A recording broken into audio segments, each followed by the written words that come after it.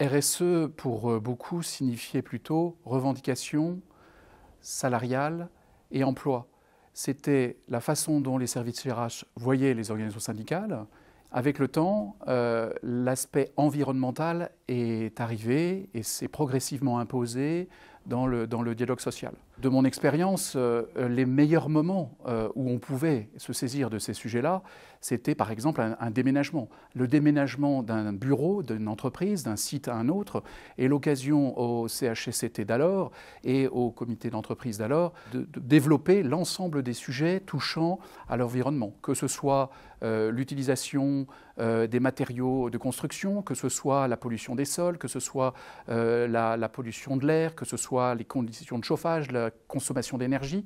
Tout était sujet à discussion, à contrôle et à échange entre la direction et les représentants du personnel. Effectivement, les discussions au sein des entreprises se portaient essentiellement sur les aspects environnementaux dans lesquels l'activité de l'entreprise avait un impact. Vous n'aviez pas les mêmes discussions dans une société de transport et de logistique où on pouvait s'intéresser à la consommation des carburants et donc aux discussions autour de l'éco-conduite que la gestion d'un espace d'entrepôt. Quand vous êtes dans une société d'assurance, c'est plutôt la gestion du papier et donc comment s'orienter vers le zéro papier, l'économie de l'utilisation des papiers. Par petites touches, au fur et à mesure de la vie du salarié au sein de l'entreprise, les organisations syndicales et l'employeur abordaient les sujets environnementaux. Et donc, c'est un sujet qui, effectivement, était déjà au cœur. Ce qui est important donc, de retenir, c'est que la loi climat arrive dans une continuité, mais n'est pas du tout le début de cette histoire.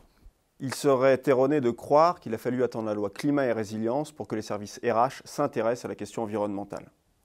La doctrine, et notamment le professeur Despax, dès 1993, rappelait les liens existants entre le droit du travail et le droit de l'environnement et les nombreuses interférences qui existaient déjà à l'époque entre ces deux droits. Presque 30 ans plus tard, ce qui a changé, c'est le nombre, la fréquence de ces interférences.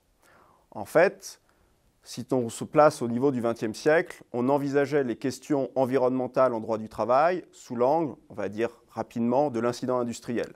Aujourd'hui, ce n'est plus le cas. À titre d'exemple, la loi LOM sur la mobilité, antérieure à la loi climat et résilience, envisageait la mobilité décarbonée des salariés.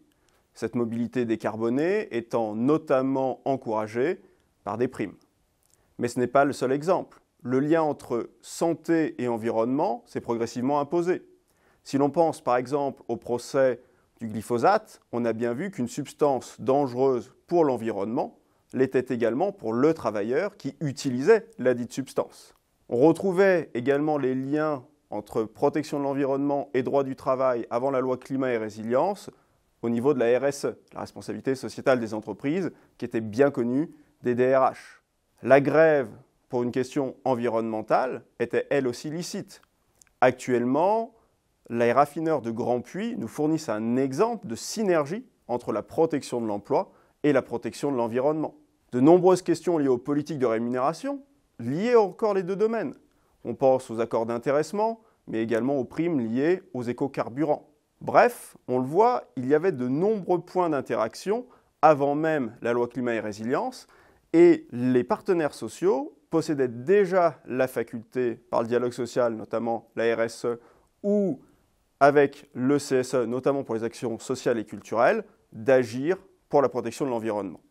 En réalité, si on prend un peu de hauteur, il y a une double question qui se dégage. Comment le droit de l'environnement est réceptionné en droit du travail, mais également, et c'est l'autre effet, comment le droit du travail peut servir à protéger l'environnement. Et c'est dans ce cadre que le droit du travail à vocation environnementale, ou DSAVE, est un outil intéressant en ce qu'il propose aux services RH de faire des choix non seulement pour régler les rapports entre la communauté de travail et l'employeur, mais aussi pour protéger l'environnement.